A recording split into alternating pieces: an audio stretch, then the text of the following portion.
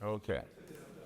All right. Welcome to the Columbus Astronomical Society meeting for April. Yeah.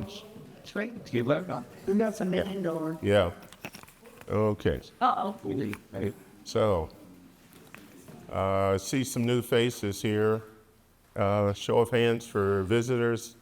First time. Okay. I see 3 people. Should be interesting tonight. We've got an interesting presentation.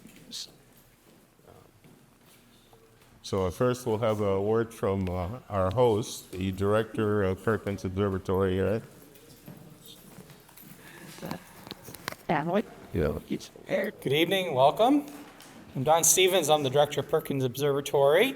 And one of the things that we do here is on Friday nights we host public programs.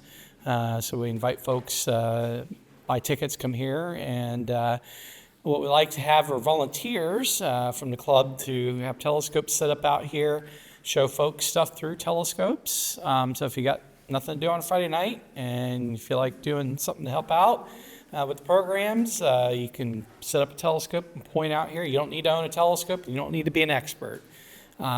We've got telescopes there that you can set up, and we'll put you together with someone who's more experienced as well, help you find things, and it's a way that you can learn how to find things in the sky and share your passion, the hobby with folks out there in the public.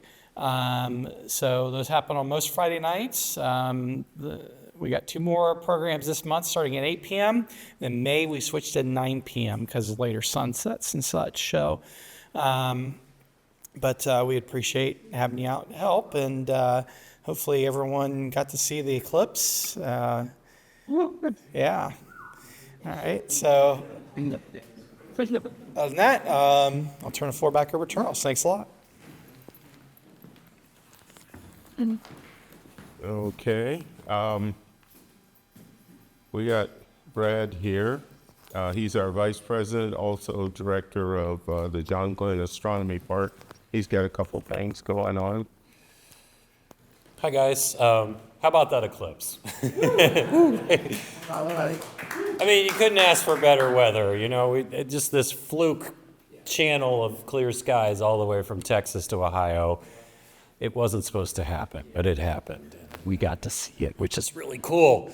I have several hats. The first hat is I'm the director of the John Glenn Astronomy Park, which basically means I do the programs down in the astronomy park. Has anybody not been to JGAP? Any guys? Okay.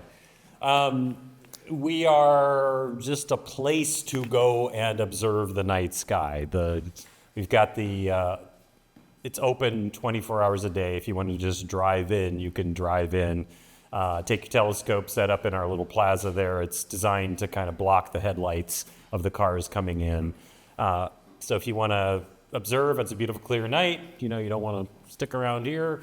Drive down there and you'll get nice dark skies. It's darker than here at Perkins, but it's a bit of a hike. You know, it's a little bit far away. On Friday and Saturday nights, we do public observing programs. And so those are, ironically enough, the nights when it's not free to go. You have to actually get a parking pass to drive down there. The parking passes are free. You just have to be one of the first people to get one. We've got usually 60 spaces for cars. After that, we run out of room. I like to say that space is infinite. Our parking is not. That's the only reason we do that. So if you happen to be at the cabins, for example, which are right next to the astronomy park, and you want to walk over, you're more than welcome. We don't care if people walk over, it's fine. If you want to volunteer, meaning show people the night sky, you're more than welcome to show up a little bit early, get one of the parking spots I set aside for the volunteers, set up a telescope, and then when everybody goes home at 11:30 or midnight or whatever, you got the rest of the night to yourself. So it's a lot of fun to help people, enjoy the night sky, and it's kind of pretty down there. So my other hat is I do the newsletter for the organization. So if you happen to be a person of a writing disposition, and would like to contribute to the newsletter, you don't have to be an expert in astronomy. You can, tell the, astronomical world from your particular point of view. You don't have to be an expert. I'll take anything. Please contribute to the newsletter. It's prime focus at columbusastronomy.org. That's the one that gets to me from that particular channel. The other hat that I wear is I am the vice president, which means I schedule the programs. The next, sorry, that was a editorial comment. Yeah, Thank you, Charles. He timed that. That was planned. So far, we've had good luck, that kind of thing. Next month, I set aside for people to come and tell their stories of the eclipse. I'm sure a few of you have them. If you'd like to bring pictures or just get up and tell what your experience was like, tell us how the traffic was, tell us how nuts everybody went, come up and share what you got. We got a lot of good folks that got some really amazing pictures, and then you've got people like me who about 2 minutes in realized I should be taking a picture, so I got out my cell phone and went click and then just looked at it like, my brain was mush, at that point. So that's my story. But if you want to take part in that, you can send me an email at vicepresident@columbusastronomy.org, or just director@jgap.org, or whatever email will get to me. It's on the back of the Prime Focus. It'll get to me. Let me know if you want to be a part of it. The other thing is you can just bring your stuff and pictures, and we can do a kind of a free-for-all next month. And we'll have a fun time sharing our stories once we've got all our images processed and all that kind of stuff. So a final thing is anybody kind of an astronomical newbie? You're willing to confess that you're not too familiar with the night sky. Okay, so something I do real often, thank you for doing that, down at the John Glenn Astronomy Park is I get a big old green laser pointer, and it turns on and it's like a lightsaber pointing up at the sky, and I show people the constellations. And since it is a gloriously beautiful night tonight, and we will see the constellations pretty well from here, if anybody wants to be given a tour of the night sky and a tour of the constellations, I can go out in the field out in front and do that. Would you guys like that? Yeah, okay. I would be happy to do that. So after the meeting is over and after Jason is done and Charles has closed up the meeting, just come over to me and say, hey, I want to do that, and we'll go outside, and I'll give you an hour's worth of stories of the night sky. So, okay, that's it. That's all I got. So we have our outreach coordinator has a list of visitors tonight.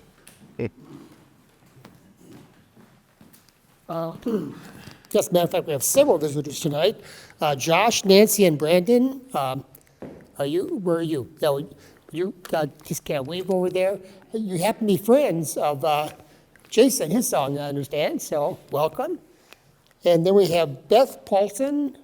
Where's Beth? Back there, visiting for her first time. And then Riley and Nancy Smith. They're also back there.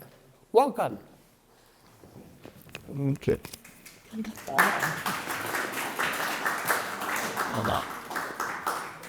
So one last thing before we get started on our presentation tonight.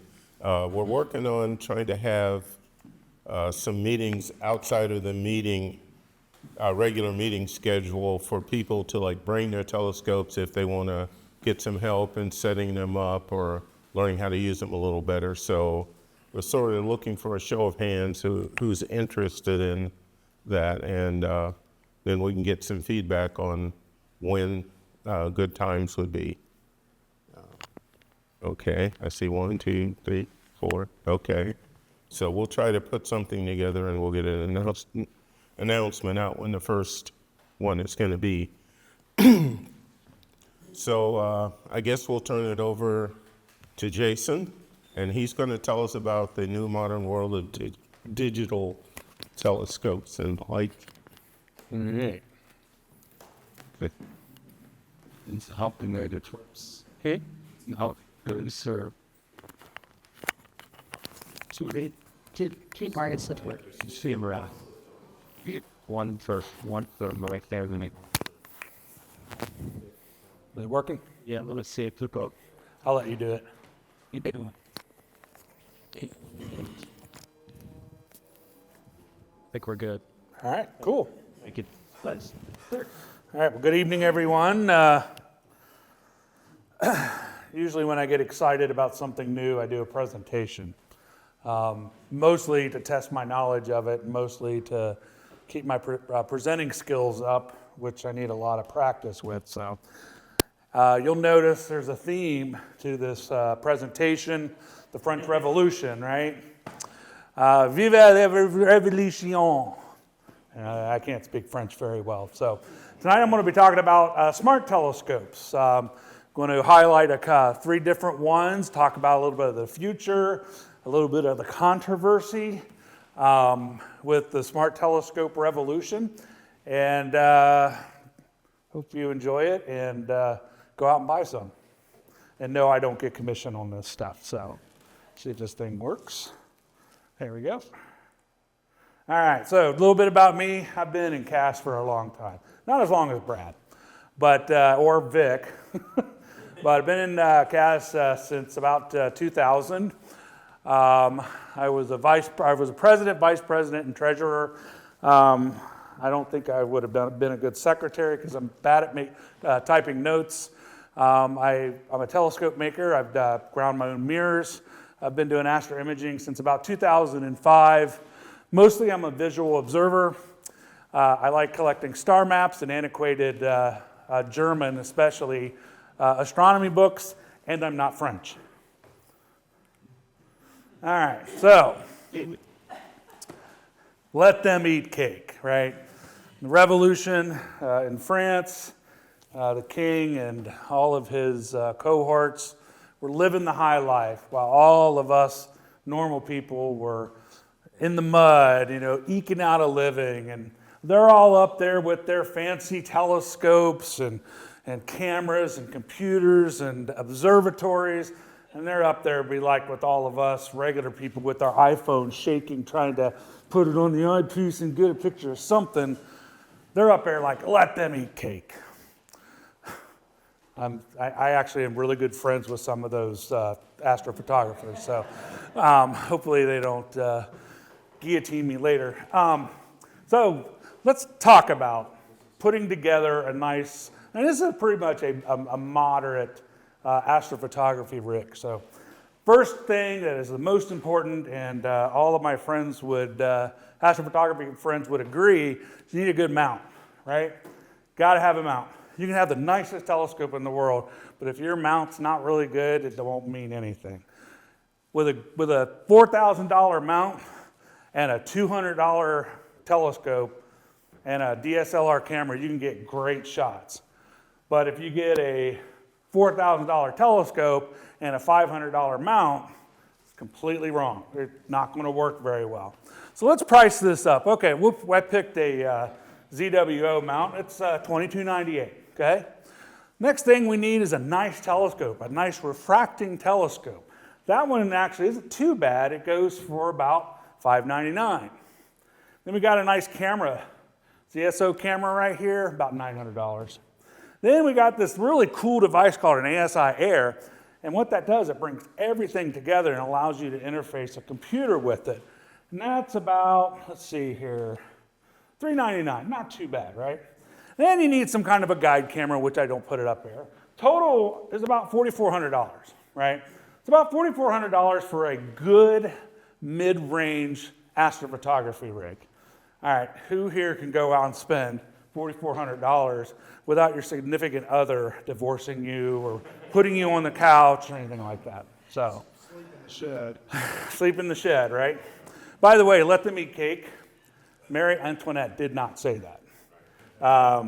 It's attributed to Marie Antoinette, but there is no evidence that she ever said that. It is actually credited to Jean-Jacques Rousseau, an 18th century philosopher, writer, and composer. It was in his 6th book of his autobiography, Confessions, whose first 6 books were written in 1765, published in 1782. Thank you, Wikipedia. All right, now, you got those aristocrats up there with their fancy 4,000 plus setups, and we're just really wishing we could do something really cool too. So what about the rest of us, the proletariat? All right, before we get started, let's talk about what is considered a smart telescope. So smart telescopes, they have optics, right? Telescope got optics. It's built into the device. You can actually go to different objects in the sky. It's got a database inside of it, allows you to look at whatever, the Andromeda Galaxy M42. Plate solving, for those who may not know what that means is the telescope or the camera takes a picture of the sky, looks up in a big database, matches the stars, and says, oh, I know where I am right now. So these smart telescopes, they do plate solving. It allows you to validate where you are and synchronize the telescope to where the sky is at that time. Easy to use interface, right? Remember the old days, it wasn't very easy. So smart telescopes use devices like our smartphones and iPads and smart pads and all that kind of stuff. It's got a built-in camera. It does some guiding. Now, it doesn't do the traditional guiding of having a separate camera that keeps an eye on a star and moves it back and forth as the camera and the telescope drift. But it uses that plate solving to help make sure that the telescope's in the right area. Automatic stacking of images, that's really neat because you can actually sit there and watch the Orion Nebula all of a sudden become clearer and clearer.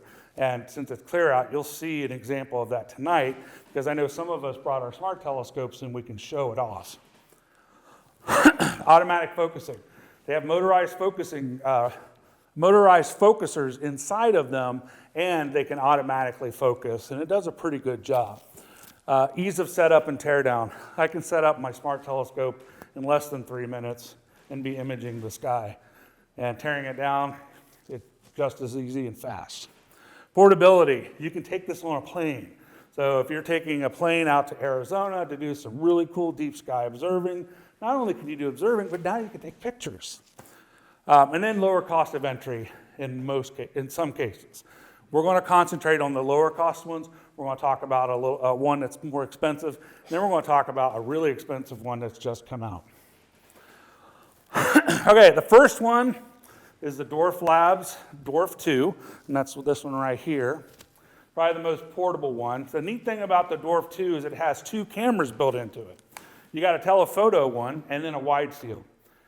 It allows you to use the wide field as kind of like a finder. You can also take pictures with the wide field, but it's not as good as the telephoto one. So the telephoto, you have 8 megapixels. You have a 24 millimeter aperture. You have a 100 millimeter focal length. And then, so that gives it a focal ratio of 4.2. Uses a Sony IMX415 Starvis, pixel size 1.45, 2.7 by 2 degree field of view. That's going to be important when I compare it with another smart scope. You got 3 arc seconds per pixel. Wide field, I really don't take many pictures with this. You can take pictures of like wide field views of landscape and things like that, but it gives you an idea. 50 degree field of view, that's pretty big. So they have 2 versions. They have the deluxe version, which is basically the base version with some additional accessories included. The deluxe version includes a UHC nebula filter that allows you to take pictures of nebula in light polluted skies. It comes with solar filters for both the wide and telephoto cameras, and it's got an extra battery that comes with it. Neat thing about it is you can do terrestrial photography, and it has an AI algorithm in there. So say you're taking a picture of a bird, right? It'll track the bird and kind of keep going with it, or trains. My train buddies are here. I got to keep them in mind here. It's the smallest and the lightest of the smart telescopes at 2.6 pounds. It's really light. $459 for the basic version, $595 for the deluxe version. Not bad. So I want to show you kind of what the field of view is like on M42. So this is the field of view. There's M42. There's this great site out there that allows you to do these field of view calculations. So this gives you an idea of how the Dwarf 2 stacks up as far as what size of object that you can get into the view. And here's an example of the Orion Nebula that I took from my parents' house. And they live in Lincoln Village, which is not a dark sky site. I don't remember if I used the UHC filter or not. I don't think I did. So this is an example, the field of view of M42. And here is the Andromeda Galaxy. Neat story behind this photo. Me and my train buddies were in a little town called Cassandra, Pennsylvania. We're watching trains at night, so I brought my Dwarf 2 with me, started taking some pictures, got the Andromeda Galaxy. By the way, trains were going by underneath us because we were kind of like right beside a bridge. These big freaking trains are going down underneath. No problem. It didn't have any tracking problems or shakes, so that was actually a really cool night. I took this on my birthday too, my 50th birthday. So here's M13, taken with the Dwarf 2. I believe that's right. And here's the moon. So this actually is a picture of the lunar eclipse 15 days before the solar eclipse. You can see the penumbra right here. So I had to work all night one night. I said, well, if I'm up, might as well set up the Dwarf 2 and take a picture of the lunar eclipse. So I did. All right, so that's the Dwarf 2. So now let's talk about the C-star. That's the other one. All right, ZWO C-star. I'm sure many of you have heard of ZWO. They're pretty well known in the astrophotography, astroimaging world. C-star is really neat. It's got a 50 millimeter aperture, 250 millimeter focal length. It's an f5, uses a Sony IMX462. You'll notice that the resolution is kind of weird. It's like the chip's vertical and not horizontal, which you would normally think. It does have a smaller field of view than the Dwarf 2, 2.9 pixel size, 0.7 by 1.3 field of view, 2.39 arc seconds per pixel. So pretty good combo. Nice thing about the C-star is it comes with a solar filter. It comes with a nice carbon fiber mini tripod with a 3/8 inch thread. Comes with a foam case. It's got a built-in nebula filter where it puts the nebula filter in line with the optical train. If you don't want it, it'll pull it back out. So it's kind of nice. It's essentially, if you're familiar with ZWO products, it's essentially there's an ASI air in there, but it's dumbed down. You can't connect it to a computer so that you can control it that way. It's a little heavier. It's 6.6 pounds. Comes in at about $499. This is the field of view. You'll see it's a narrower field of view than the Dwarf 2. So there's M42. Gives you an idea of what you can fit in there. Here's an example. Marshall Dalton, who is a member, he's in Orlando, so he couldn't make it tonight, but he sent me some pictures. So here's his example of the Orion Nebula. By the way, the pictures I've shown you so far have not been processed. These are coming straight out of the camera, out of the device. All right, there's one I did. This is M51, right out of the camera, after probably about an hour's worth of data gathering. Here's the Ring Nebula, unprocessed, and there's M13. And you know what? I think I had the wrong M13 before. So here's Marshall Dalton's Horsehead Nebula, and here's Marshall's Sun image. So pretty nice grouping of sunspots there, if you remember about 2 or 3 weeks ago when that was up. Camera. It's a wider field of view compared to the C-star. The Dwarf 2 has a higher resolution, has a 4K chip on it, whereas the C-star does not have a higher resolution chip. That can be good and bad. The nice thing about it is it's easier to process. You don't have these big files. The bad thing is you don't get that resolution that you might want if you want to print it. The Dwarf 2, the software, it's getting a lot better than when I first got it. Isn't as good as ZWO. ZWO actually has a star chart on it where you can go and point to things, and then the C-star will go there. Whereas the Dwarf 2, they basically give you a database, a list of things that you can look at. Now, the nice thing about the the Dwarf 2, you can actually put in Epoch 2000 coordinates to exactly where you want to go. Both of them are portable. The Dwarf 2, you got to buy the extra things like the solar filter and the nebula filter. Whereas the C-star, it comes with it. You'll see the little tripod for the Dwarf 2. It's kind of like something you use for your iPhone, but the Dwarf 2 is so light that it works fine, and I've taken some great pictures with that. And then the other thing I want to kind of point out is the Dwarf 2 started as a Kickstarter about 3 or 4 years ago. So it's a new company. They started this up. They've done a great job with it. But the C-Star is made by CWO, who has a lot of experience in creating astro cameras, ASR airs. They also make mounts now and telescopes themselves. So they seem to have an edge as far as like a more polished product, in my opinion. And so I just wanted to show you the two fields of view of the Orion Nebula between the Dwarf 2 and then the C-Star. And then luckily I have a couple pictures. The C-Star's up top, and then we have the Dwarf 2 on the bottom. So this is kind of the entry-level smart telescope that you can get for roughly between $500 and $600. Now the next telescope I'm going to talk about is the Vaonis Vespera. Looks pretty modern. I think that the Vespera is more comparable to the C-Star, and you'll see why. It's using a similar chip, if not the same one. 50 millimeter aperture, just like the C-Star. 200 millimeter focal length. It's an f4. 2.9 pixel size. The field of view is pretty similar. The Vespera does not come with those extras. If you want the solar filter, it's $149. If you want the UHC nebula filter, it's $229. Also, this is more expensive. It's $14.99, and it's the heaviest of them all. It's 11 pounds.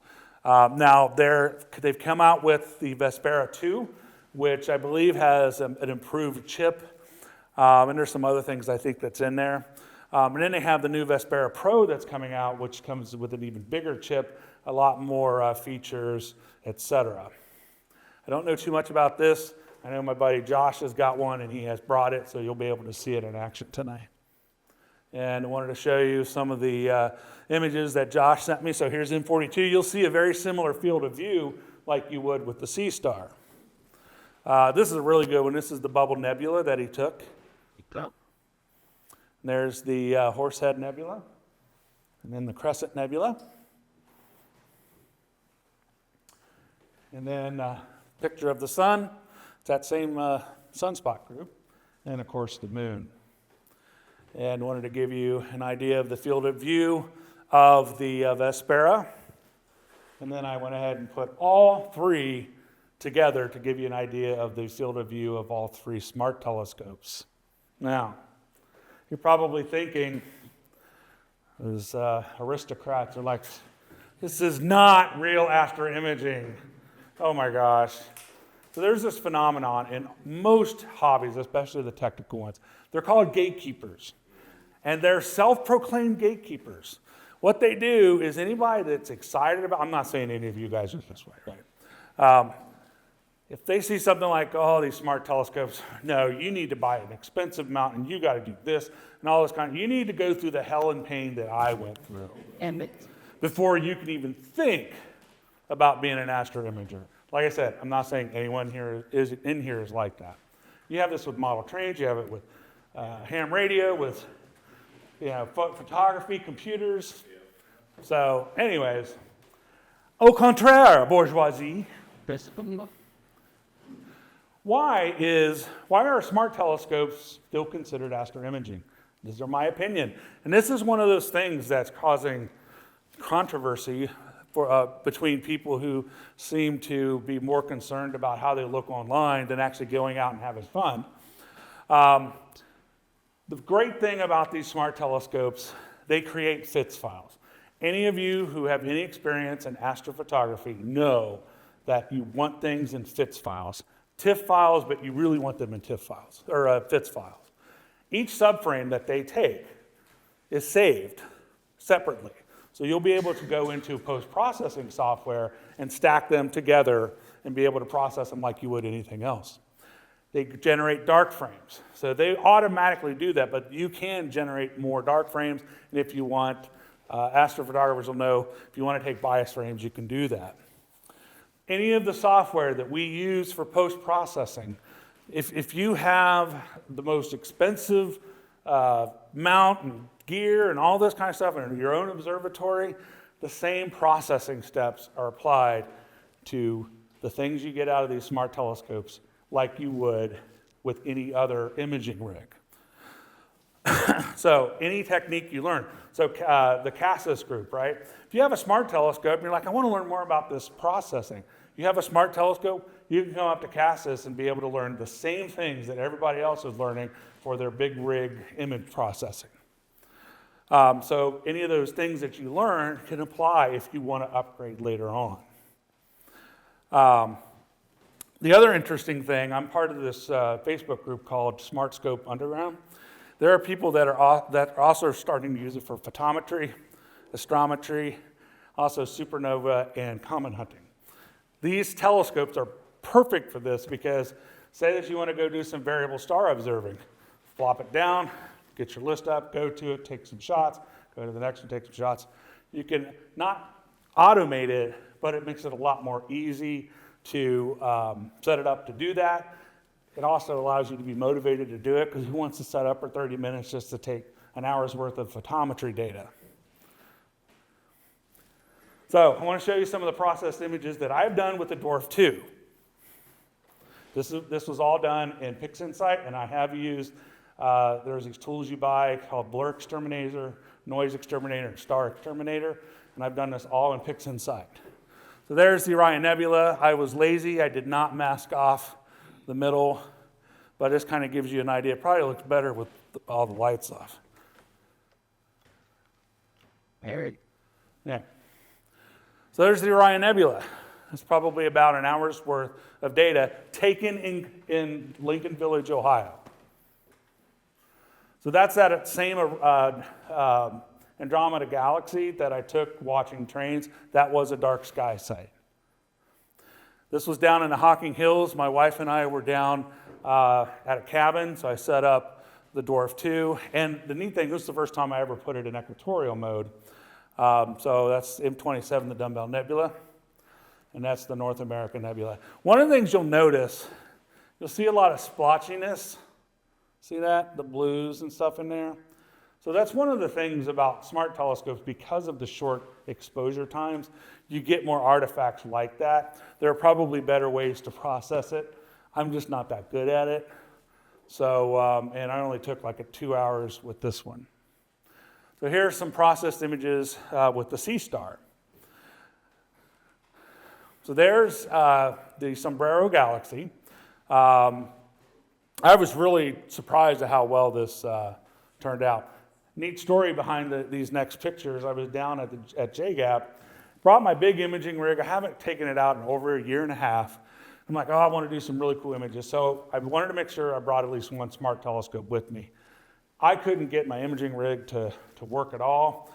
Found out that I didn't have the right batteries for something, so I I couldn't enter the interface for creating power with the 12-volt cigarette lighter thing, or power supplies, weren't working, so I had to go get some things from Walmart. Came back, found out that the memory battery for my Losamedy mount died, so I had to go back to Walmart and grab another battery. I finally gave up, and I said, you know what? I'm just going to use a smart telescope. I'm glad I did. So this is M104 that I took down at JGAP. There's NGC 4565, my second favorite galaxy. My favorite's NGC 891. There's M13. I was really, really impressed with this image. If you look carefully, there's that little galaxy. See it? Right there. There's M51 after I processed it. There's the Ring Nebula. I was pretty impressed with that. You can even see, may not on this screen, but you can actually see the little central star in there. All right, so you're like, wow, man, I'm sold. These smart telescopes are great. All right, well. So your astro imaging rig is sitting there going, whoa, wait a minute, man. Remember me? Remember all the time we spent together under the sky and all the curse words you flew at me? Come on, those are good memories, right? All right, not so fast, my friend. I want to talk about some of the limitations. So, smart telescopes, they're self-contained, right? They're designed for portability, ease of use. You can't expand them. Once you get them, that's it. You can't put a new camera in there. You can't put new filters. Well, you can on the Dwarf 2. So that's it. You have one unit. You can't upgrade it. Now, they do firmware upgrades and things like that to increase capability, but the hardware is static. Uses a collar CCD. That means you can't do like narrowband imaging. You can't do really long exposures. It has no cooling. So this is almost like a webcam. Remember the old days where you had the webcams hooked up to your telescope? It's kind of like that. Now the chips are getting better with less noise. Shorter exposures. The C-Star does go up to 30 seconds, but I don't recommend it. I have yet to get a 30-second shot that looked very good. Guiding is limited, obviously, to short exposures. One of the things about the C-Star, it rejects a lot of images because of tracking errors. So if you do an hour, you may get 30 minutes worth of good data. Now, the way you get around that is you polar align it, and there are things in the C-Star that kind of prevents it, but from being truly polar aligned, what you're doing, you're tricking it to think that it's at the North Pole. So anything below zero or the celestial equator, you can't image. It has to be something above that. But I think they're working on that. By default, it's Alt-As. Alt-As isn't that bad. You can get rid of field rotation by cropping the image. These are not good for planets, so don't get one if you want to do planetary observing. And they're noisy, right? No cooling, shorter exposures, etc. All right, the future. I want to talk about something that just came out late last year, I believe, and that is the Celestron Origin. So this is like the pinnacle of smart telescopes right now. 152 millimeter aperture, 335 millimeter focal length. It's an f2.2, so it's gathering a lot of light. It's got a bigger chip, IMX 178, and 2.4 pixel size. The field of view is not that bad.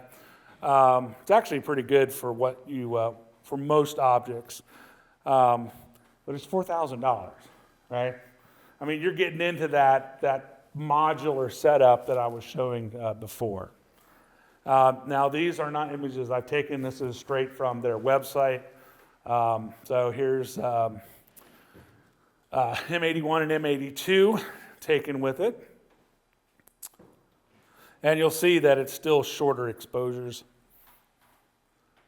There's the veil, part of the veil.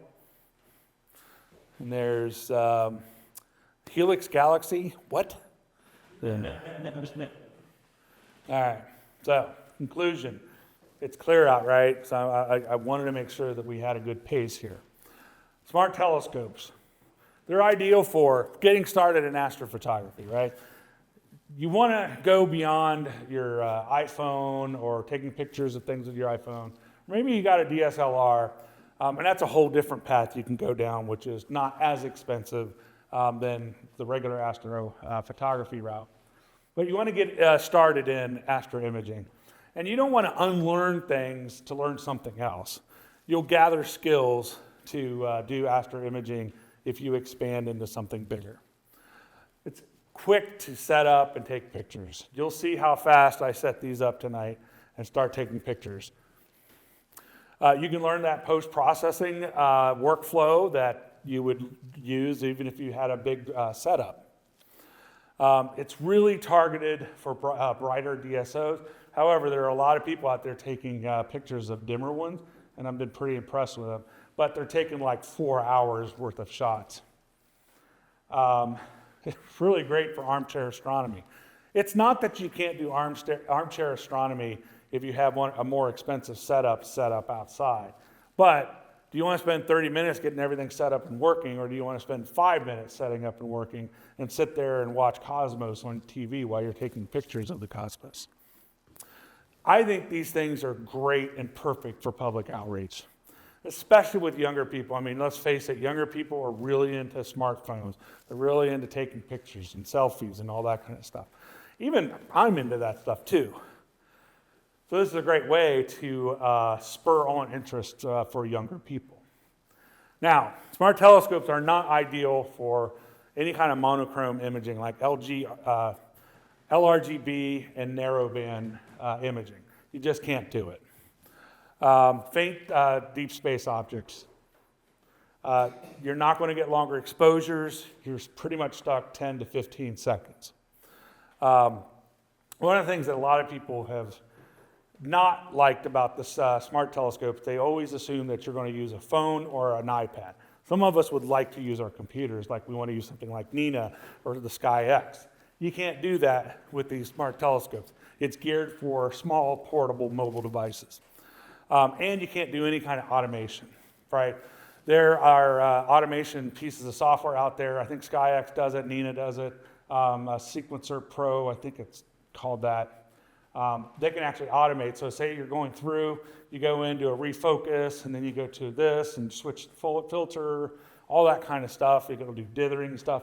Now, some of these smart telescopes do automatically do dithering. And what dithering means is that you're taking a picture and then slightly moving it to the right, taking a picture slightly. It allows you to get less noise and a greater or a better picture with dithering.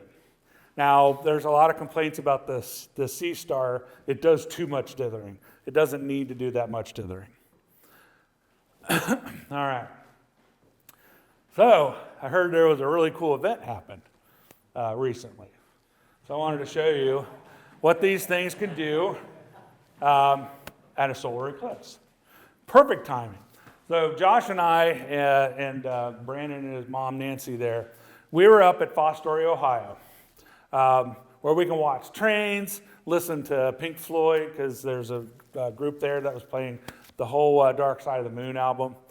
And so we set up, and Josh and I set up our smart telescopes. You'll see there's his Vespera, there's my C-Star, there's my Dwarf 2. Josh's Dwarf 2 is somewhere behind here.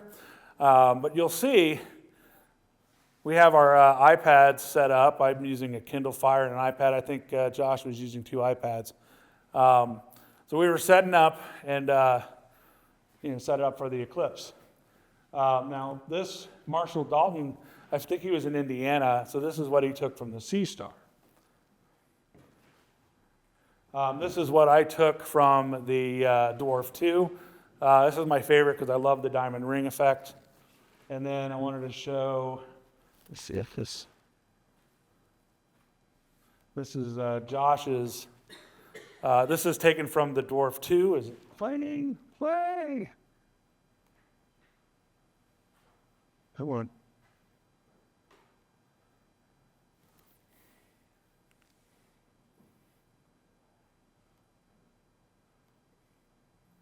I don't know why this isn't playing.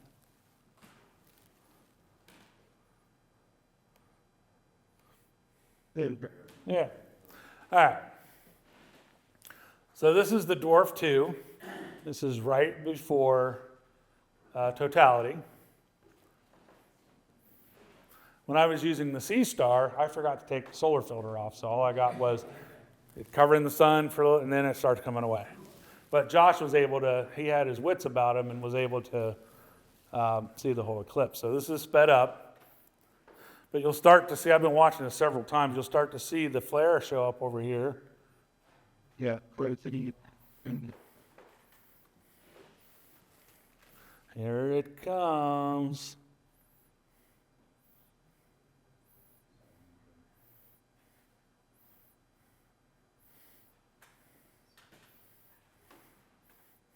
By the way, hearing the song Eclipse right before the eclipse starts, I've never done acid in my life, but that's what it felt like.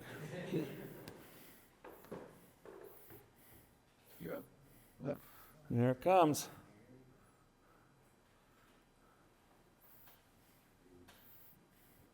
I watched this several times today because I just kept reliving the moment. There it is. This is where Josh is going, oh crap, oh crap, oh crap.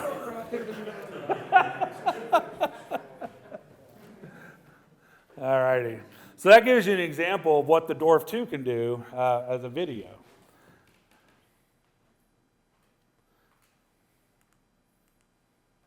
All right, so questions. I almost put, do you hear the people sing at the end? Do you hear the people sing? Oh, now I just violated copyright stuff. But anyways, if you have any questions about smart telescopes, I will be demoing or doing some runs outside this evening since it's really nice out. So you can get an opportunity to see how it works. I even let you control the telescope or something like that. So, yeah. Oh, yeah. They track terrain, maybe? Yes. Yeah, so what it does, it'll take the picture, compares it to plate solving, makes the adjustment, and then takes a picture. Okay, but it doesn't track during the actual image. No. No. So that it was so don't go your way. Yeah, exactly, right? There's a lot of time. You may say, I want to do an hour's worth of imaging, but it's not really an hour. It's longer because not only is it doing plate solving and adjusting and then starting a new one, it's also dithering every so often. Does it need it to anything? No, no. Like when we were up here at Fostoria, I wasn't connected to any internet at all. Now with the C-Star, it's kind of nice to, see, here's the thing. On your phone, if you hook it up to it, since you have self-service, you can have the Wi-Fi connected to the camera. But then you can use a cell phone for the internet, right? But when you're using like a Kindle without an internet or a cell connection, you pretty much are off the internet and you're only connected to the telescope. How does it do the plate solving? The database is on board. Yes. Yes. Yep. I would think that the slots with it's much faster ones. With a lot longer. How would you jump? How would you Yeah, I don't know. I don't know too much about it. It just came out. One of my friends, she's actually the director of the Kosovo Observatory. She got one. And so she's been posting some pictures with it. But you see a lot of these, it's 15 seconds. Now, one of the nice things about it, since it's a bigger lens and it's faster, then 15 seconds is more efficient. It's more productive as far as gathering light versus something that's as small like these smart telescopes. But again, $4,000, and I'm pretty dang pleased at what I can come up with a $500 camera. So since Hang on a second. Go ahead. Yeah, Ted. say something about the battery line and 2 Yes. Yeah, so battery life, I did on the Dwarf 2 about 2 to 2.5 hours. The C-Star went longer. I think it's up to 4 hours. But the nice thing about this, if you have an external battery pack, it'll allow you to run the telescope off of battery power and keep the thing charged. So, and it runs off a standard USB. It's a USB-C connection for both smart telescopes. So, yeah, in the back. of the three that he talked about, and it sounds like we know a little bit about each one, and they all do something about different, and you can only spend money one time. Yeah. With all C-Star, hands down. Yep. The reason why is because the software's better. I think it's a little more user-friendly.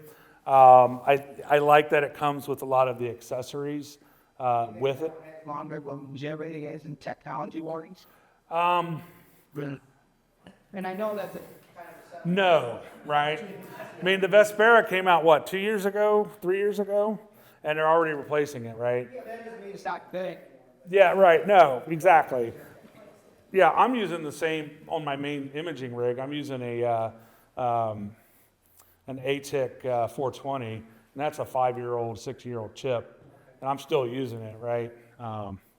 But to me, the bottom line is I don't feel like setting up the imaging rig. I want to take pictures. I'm going to set that up and watch TV, watch NCIS or something. Hang out with my wife and eat popcorn. Yeah. Yeah, good. Tom.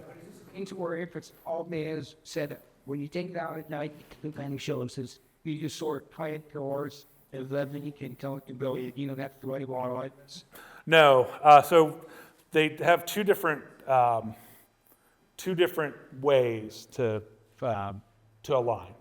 The Dwarf 2, you pretty much set it up however you want. I tried to set it up so that you have an initial position, like on a mount, you have to put it in its park position or whatever. Same thing with the Dwarf 2. And so what you do is you set it there. I like having the line that you line up with the base and the main body of the camera facing north, because that allows it to move all the way across, right? With the C-Star, you really just turn it on. If you're using a cell phone, it gets the GPS of where it is. And then it goes, all right, go see M1. Okay. And it goes over there and it says, oh, that's not M1, but I got a plate solve, so I know kind of where I'm at. Then it does it again. And then it goes back and it says, is this M1? And you're like, yep, it's done. Now, it will do 3-star alignment. ZW calls it horizon calibration, which is kind of weird, but yeah, if I had to choose between the two, C-Star would be the one I would get. Not that I have anything against the Dwarf 2. I'm glad I have both, because the Dwarf 2 is great for wider field of views. Like, I wouldn't have got the Andromeda Galaxy like I did. So. Yeah, it just came in the mail today. Yeah. I don't know much about it. What's the process? How long do they make them? Well, so on the C-Star, they have tutorials built into it, and they'll tell you how to do different things.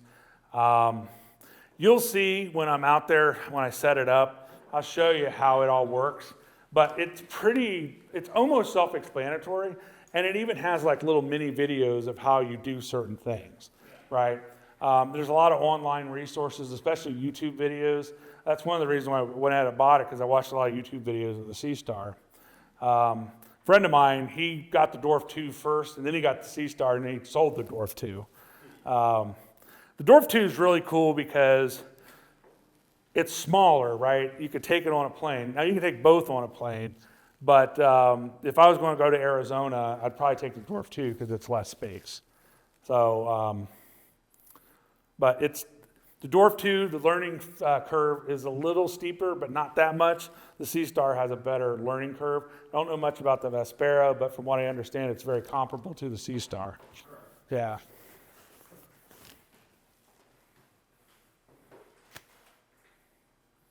Anybody else have questions? So if you want to use this for public outreach, you use your iPad, your Android, and it builds an image of that. Yes. People look at. Yes, it builds it up as you go. Like that one shot that I showed of Andromeda, that was me taking a screenshot on my iPhone. And you could see here how many, this was 16 15-second shots. And that's what it looked like.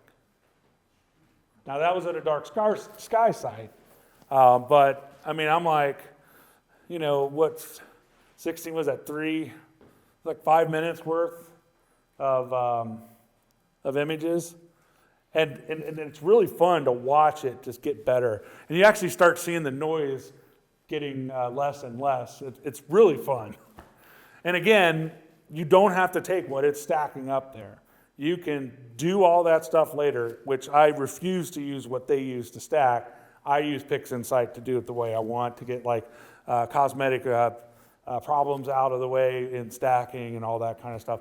And the nice thing about that is, so I didn't put it in the slideshow, I did one of M33 at that place, and a plane went right through it. I threw all that, stacked it in there, and went away, right? Because it was an outlier. Another thing with the C-Star, remember I told you there's a lot of rejection rates. It's because its AI and stacking algorithm isn't smart enough to deal with it. Since it saves every one of them, it's not like you totally lost those images. You can put them in your stacking program and maintain and keep it.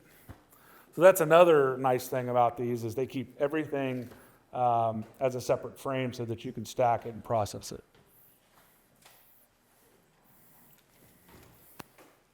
Yeah, some of it will be taking the ordinance to flat. You face it. So I found, and I'm working on a 3D printed model to make a light box for the Dwarf 2.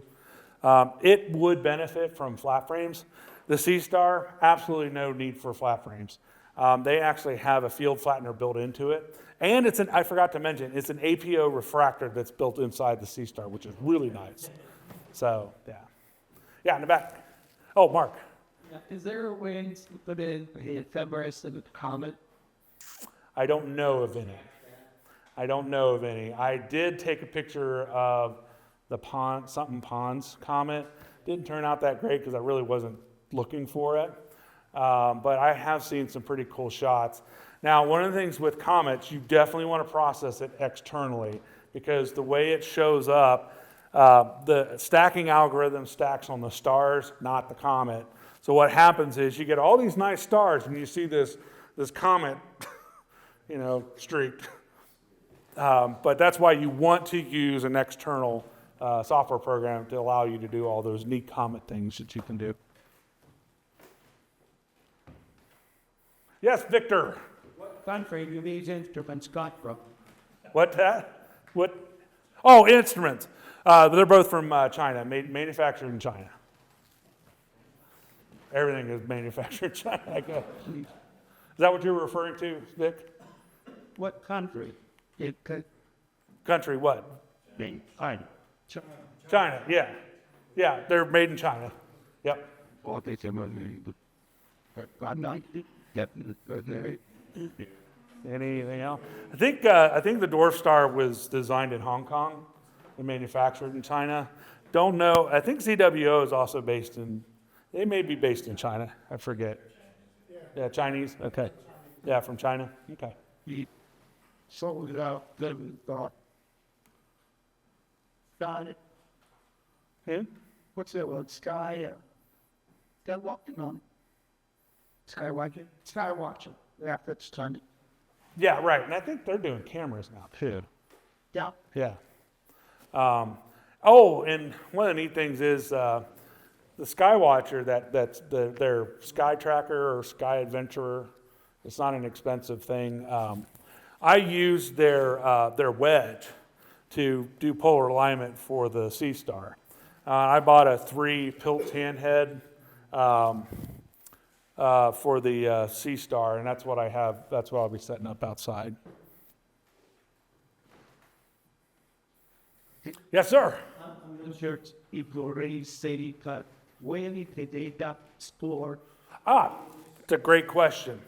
So the Dwarf 2 uses a micro SD card inside of it, and you can get a 256 gig, and that's fine. The Sea Star, it doesn't use a card; it's on board, but you can connect it to the computer, and it looks like a drive that shows up, and you can pull things off of it, and you'll see all the darks that it takes, all the individual light frames. The Sea Star, what you do with that, I don't remember because I haven't done this.